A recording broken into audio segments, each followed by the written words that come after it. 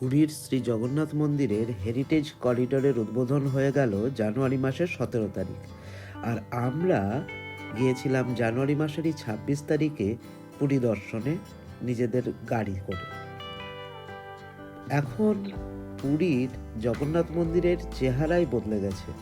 বাইরের চতুর্দিকে বিরাট প্রশস্ত জায়গা এবং আলোর চমক নজর কাড়ে দর্শনার্থীদের। বসার জায়গা, পানীয় জলের ব্যবস্থা, সমস্ত কিছু রয়েছে পুরীর বর্তমান জগন্নাথ মন্দিরের এই করিডোরের উদ্বোধনের ফলে। আমরাও পায়ে পায়ে এগিয়ে চললাম এই করিডোর ধরে, কিন্তু সেখানে গিয়ে দেখলাম প্রচণ্ড ভিড়। দর্শনার্থীদের ভিড় এখন অত্যন্ত বেশি। যেহেতু করিডোর উদ্বোধন হয়েছে, তাই দর্শনার্থীদের সংখ্যাও বেড়েছে প্রচুর পরিমাণে। এখানে অনেকগুলো ওয়েটিং জোন তৈরি করা হয়েছে, যার মধ্যে একটা হচ্ছে এসি ওয়েটিং জোন, আর অন্ততপক্ষে আরও 3টে এরকম জোন রয়েছে, যেখানে প্রায় 1000 দর্শনার্থী একটা করিডোরে থাকতে পারে। কিন্তু সমস্যা হলো যে এখানে এইভাবে এত সময় আটকে যায়, প্রায় যে 3 থেকে 4 ঘন্টা সময় লেগে যায়।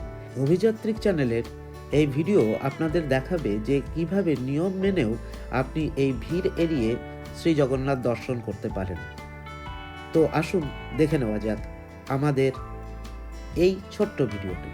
যদি ভালো লাগে অবশ্যই সাবস্ক্রাইব করবেন এবং শেয়ার করবেন যারা আপনাদের পরিচিত বন্ধু যারা পুরী বেড়াতে যাওয়ার পরিকল্পনা করছেন। তো সকাল সকাল আমরা বেরিয়ে পড়েছিলাম আমাদের ফ্ল্যাট থেকে, তখন ভোর 4:30 বা চলো যাওয়া যাক। জয় জগন্নাথ। তখন সকাল 6:20, আর আমরা বেশ কিছু দূর এগিয়ে এসেছি। আর আমাদের অভিযাত্রিক গাড়ি আমাদের নিয়ে দুরন্ত গতিতে পুরীর উদ্দেশ্যে। নবরূপে পুরীর জগন্নাথ মন্দির আলোকসজ্জায় সজ্জিত, আগের সঙ্গে আর কোনো মিলই নেই। এই জায়গাটাতে আপনাকে পৌঁছতেই হবে যদি আপনি চান ভিড় এড়িয়ে শ্রী জগন্নাথ দর্শন করুন। পুরীর শ্রী জগন্নাথ মন্দিরে এখনও বেশ কিছু প্রাইভেট ক্লোকরুম রয়েছে, যে প্রাইভেট ক্লোকরুমগুলোতে মূল্যের বিনিময়ে বা বিনামূল্যেও অনেক ক্ষেত্রে জিনিসপত্র রাখা হয়, কিন্তু এগুলোর রিলায়েবিলিটি নিয়ে যথেষ্ট সন্দেহ থাকে অনেক সময়। এবং আর তার চেয়েও বড় কথা, এগুলো যে অবস্থানে অবস্থিত সেখান থেকে আপনি যদি এই ক্লোকরুমে জিনিসপত্র রেখে লাইন দেন, তাহলে আপনাকে এই 3-4টি ওয়েটিং জোন পার করে মন্দিরে আপনি প্রবেশ করতে পারবেন।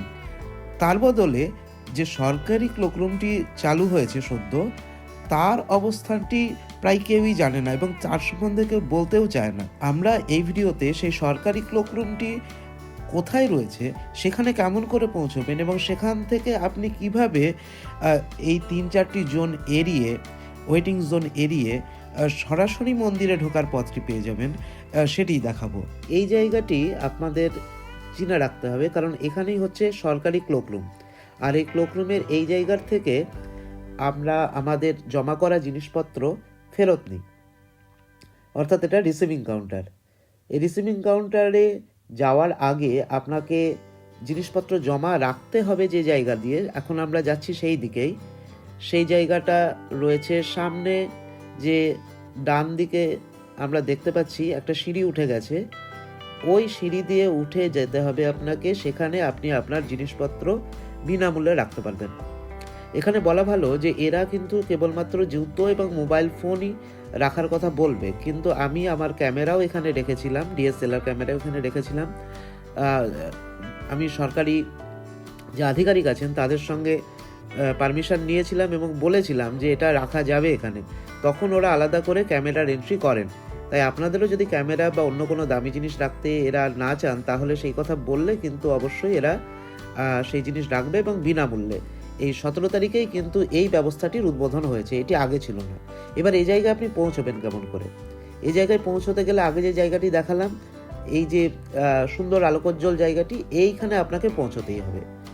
আর এখানে পৌঁছলেই আপনি পেয়ে যাবেন এই ক্লোকরুম। শ্রী জগন্নাথ মন্দিরের সিংহদুয়ার অর্থাৎ ইস্ট গেট, ইস্ট গেটের সামনে এসে আপনি যদি একটু ডান দিকে এগিয়ে যান তাহলেই আপনি পাবেন শ্রী জগন্নাথ টেম্পল অফিস পুরী।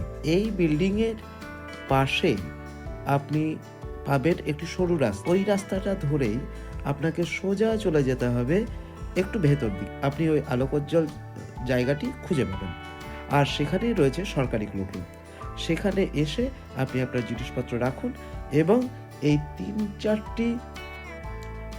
তিন চারটি ওয়েটিং জোন এড়িয়ে সরাসরি আপনার জিনিসপত্র রাখার পরে সামান্য পথ অতিক্রম করে পৌঁছে যান শ্রী জগন্নাথ দেবের দর্শনে।